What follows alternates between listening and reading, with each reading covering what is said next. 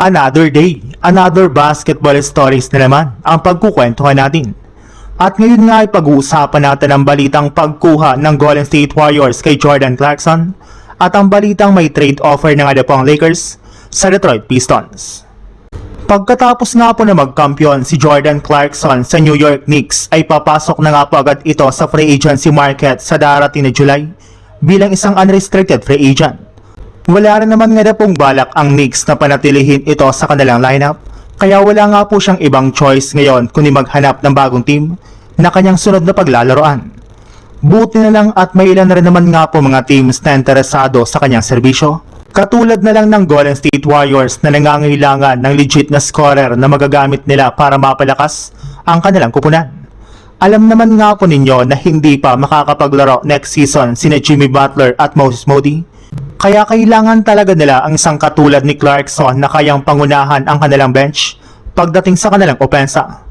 Mababa na rin naman nga po ang sahod nito na aabutin lang ng veteran minimum, kaya hindi mahihirapan ng Warriors sa pagkuha sa kanya ngayong offseason.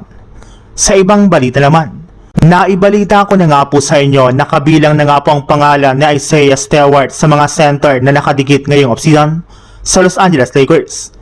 In fact, ayon nga po sa isang NBA insider, mismong si Rob Pelinka na nga po ang personal na tumawag sa front office ng Pistons kung papaano nila makukuha si Stewart sa isang trade sa mga susunod na linggo. Si Stewart rin naman nga po ang hinahanap nilang big man na may kakayahan na tulungan si Luka Doncic sa kanilang lineup sa susunod na season. Meron na rin naman nga pong inihahandang trade offer ang Lakers para makuha si Isaiah Stewart mula sa Pistons gamit si Jake LaRavia na ginawang available na nga po nila ngayon sa loob ng trade market. Dadagdagan na rin naman nga po nila ito ng 2 pang future second round pick para makumbinsa ang Detroit sa kanilang gagawing trade. Bagamat man nga po malapit sa away si Stewart ay hindi para naman nga po natin may kakaila ang lakas nito sa ilalim ng basket, lalo na pagdating sa depensa at rebounding.